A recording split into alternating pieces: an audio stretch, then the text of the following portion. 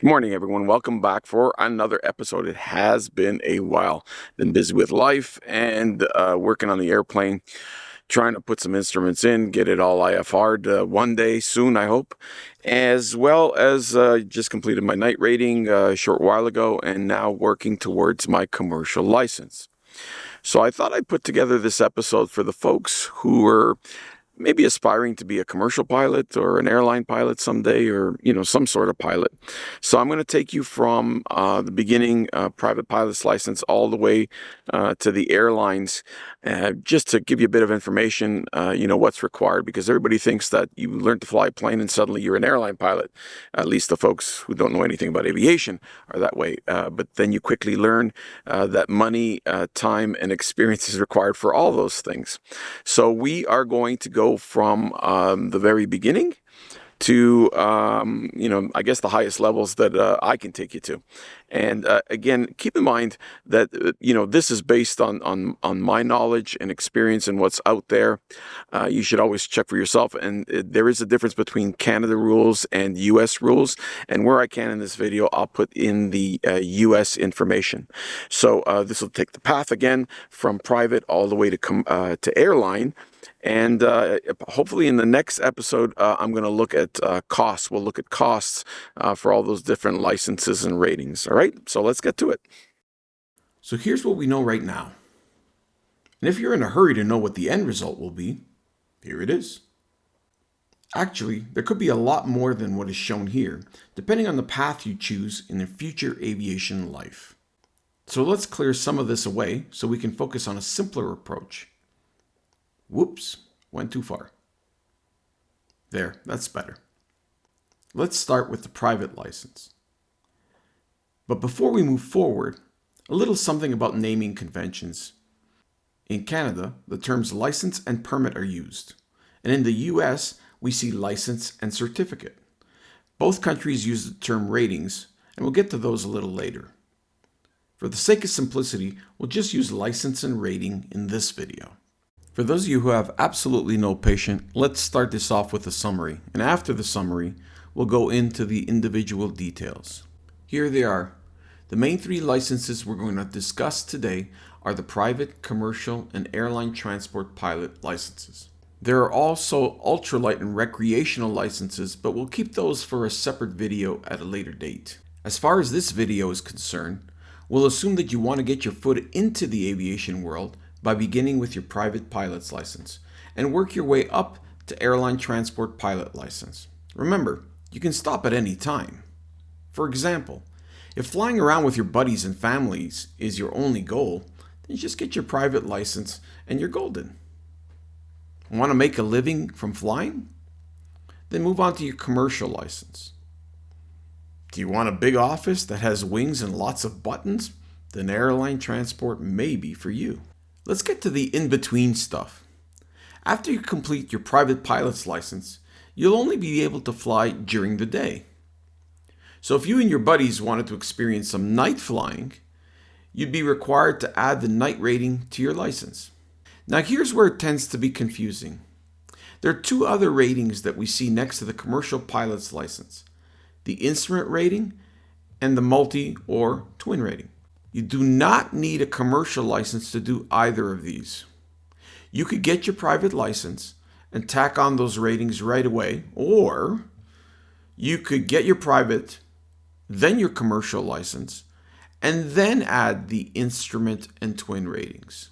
Now, your private and commercial license by default only allow you to fly during, let's say, nice weather conditions. Visual flight rules. It means you got to see outside, see what's happening outside while you fly.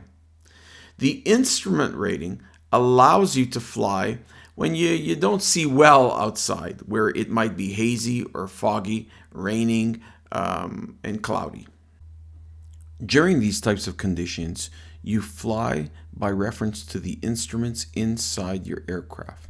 This also means the aircraft you fly has to have the capability to fly in Instrument Flight Rules Conditions, or IFR. Let's continue to focus in this area.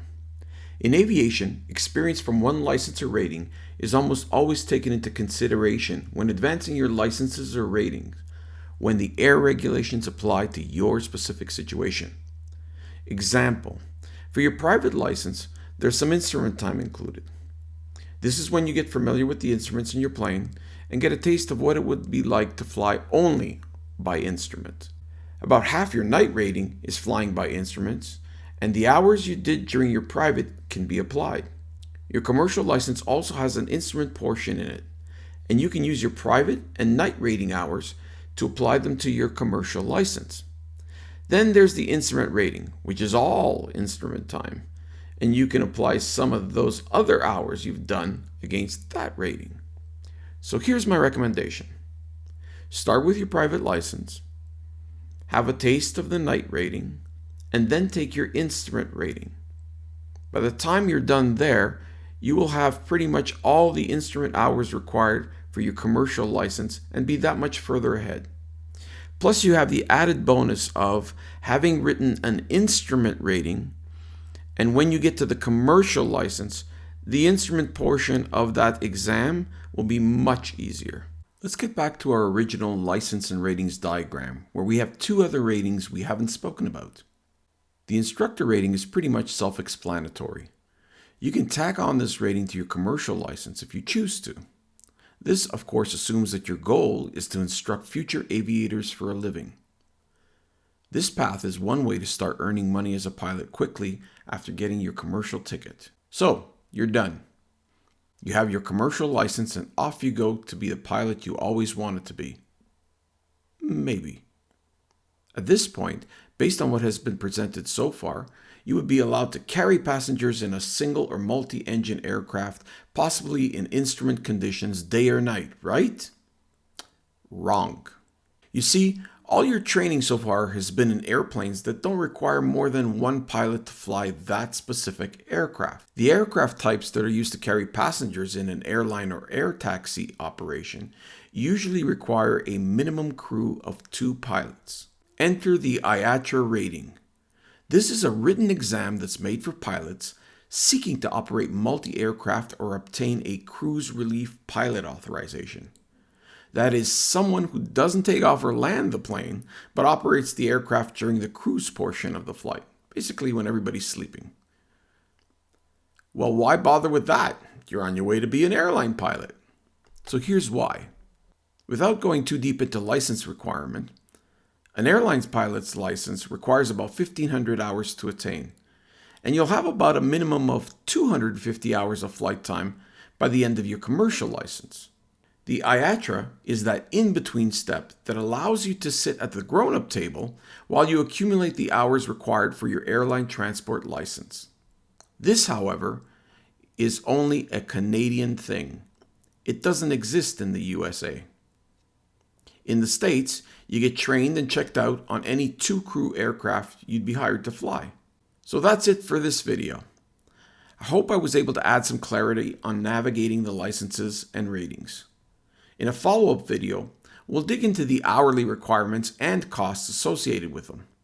Thanks for joining me, and we'll see you next time.